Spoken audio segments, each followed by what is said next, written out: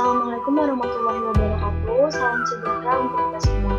Pada hari ini, kami akan memaparkan mengenai solusi dan inovasi analisis SWOT terhadap proses pengisian berdasarkan berkas di kantor imigrasi kelas 2 MTPI.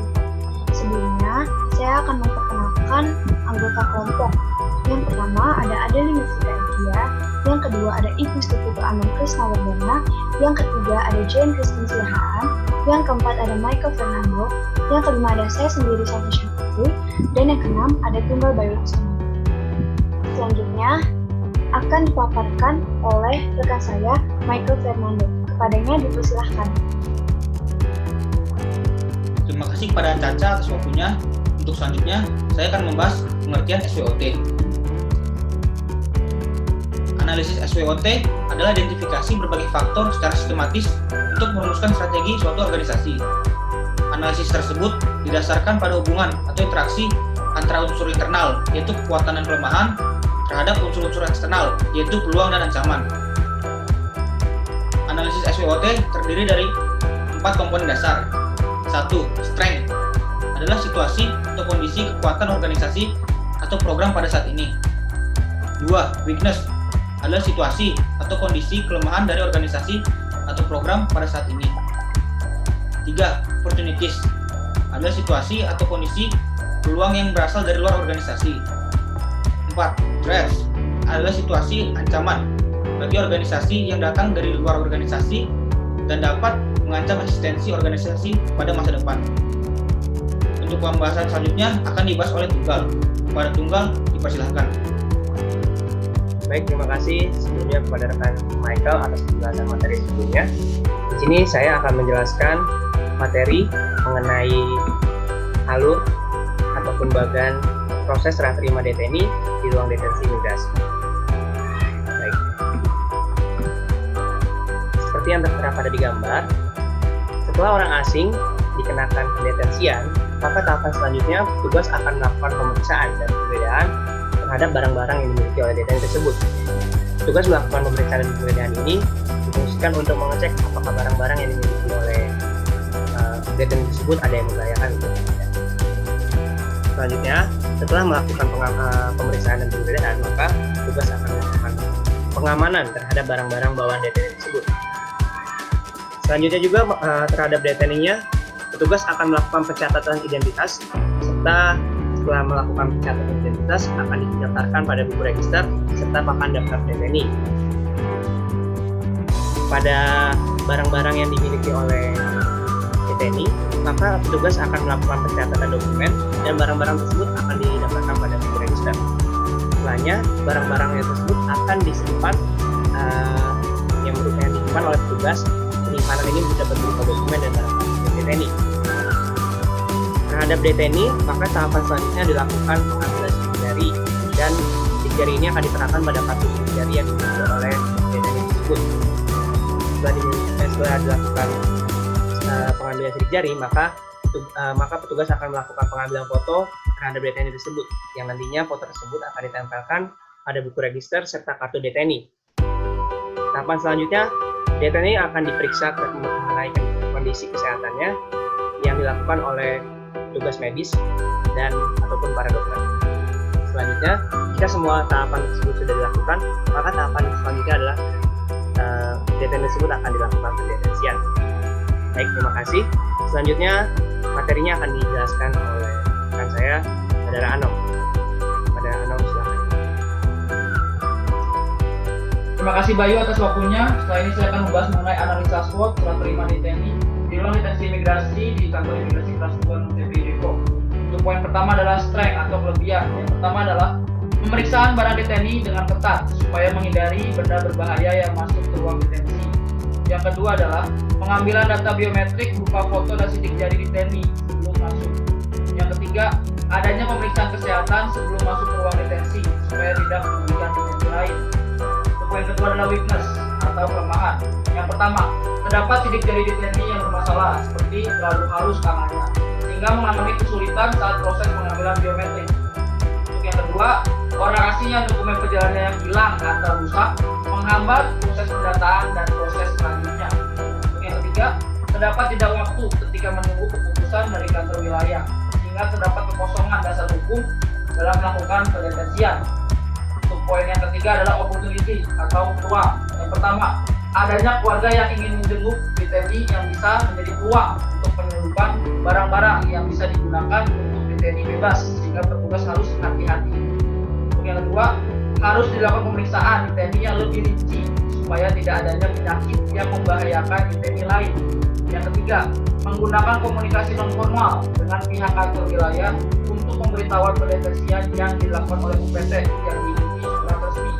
Untuk poin yang keempat adalah threat atau ancaman. Yang pertama, dilakukan proses pengawalan yang ketat dalam penempatan detensi supaya detensi tidak bisa memberontak. Untuk yang kedua, orang asing yang paham hukum menggunakan jasa penasihat hukum dapat menghambat atau mengganggu proses pendetensian terhadap orang asing. Selanjutnya akan dibahas mengenai solusi dan inovasi proses serah terima detensi di ruang detensi imigrasi berdasarkan dari analisa SWOT sebelumnya. Untuk solusi yang pertama adalah meningkatkan kualitas mesin biometrik agar mendapat hasil sidik jari yang lebih akurat. Untuk yang kedua, mengisi kekosongan dasar hukum dalam melakukan pendetensian. Yang ketiga adalah proses pengawalan detensi yang lebih diperketat. Selanjutnya untuk inovasi yang pertama adalah pengawasan diperketat untuk mencegah terjadinya peluang penyelundupan barang detensi. Yang kedua, dilakukan pemeriksaan lebih rinci terhadap kondisi kesehatan detensi. Dan yang ketiga adalah menggunakan komunikasi non formal kepada pihak kantor wilayah untuk pemberitahuan pendetensian yang dilakukan oleh PT diikuti oleh surat resmi. Untuk selanjutnya akan dibahas oleh Caca. Kepada Caca, dipersilakan. Terima kasih sebelumnya kepada Mas Anam. Selanjutnya saya akan membahas mengenai bagan alur pendetensian dan pendeportasian orang asing. Yang pertama, orang asing diduga melanggar peraturan keimigrasian dilakukan pemeriksaan, pengumpulan keterangan saksi, dan alat bukti terhadap orang asing pelanggar keimigrasian. Selanjutnya, orang asing pelanggar keimigrasian diamankan ke kantor imigrasi setempat dan dilakukan BAP atau berita acara perkara terhadap orang asing pelanggar keimigrasian dan membuat berita acara pendapat atau BAPEN. Selanjutnya, hasil BAP dan BAPEN diberikan kepada hakim sebagai bahan pertimbangan untuk membuat syarat keputusan. Ada 3 macam keputusan, yaitu TAK atau tindak administratif keimigrasian, yang kedua pelimpahan pendetensian, yang ketiga ada pro justisia apabila warga negara asing tersebut melanggar tindak pidana. Apabila orang asing tersebut dilakukan pendetensian terhadap mereka, maka dibuat surat pendetensian, proses serah terima dan penyerahan inventaris detensi dan masuk ruang. Jadi sebelum masuk ke ruang detensi, warga negara asing tersebut harus menyerahkan barang-barang miliknya kepada petugas yang ada di kami sebelum masuk ke ruang detensi. Selanjutnya dibuat berita acara pendetensian. Selanjutnya, apabila sudah waktunya orang asing tersebut keluar, maka diberikan surat perintah pengeluaran detensi dan dibuat berita acara pengeluaran detensi serta penerbitan surat perintah deportasi dan menunjuk 2 petugas imigrasi dengan surat pengawalan pendeportasian untuk mengawal orang asing ke TPI. Jadi untuk di Kaning Depok sendiri, orang asing dideportasi biasanya melalui TPI Bandara Soekarno-Hatta dan selanjutnya deportasi. Materi selanjutnya akan dipaparkan oleh rekan saya. Kepadanya dipersilakan. Terima kasih kepada Salsa atas waktunya. Untuk selanjutnya saya akan membahas analisis SWOT terhadap proses pendetensian. SWOT. Yang pertama ada strength. Terdiri dari yang pertama, surat perintah sebagai kekuatan pelaksanaan pengawasan lapangan. Yang kedua, perundang-undangan keimigrasian menjadi kekuatan petugas dalam pengaturan pendetensian dan pelanggaran keimigrasian.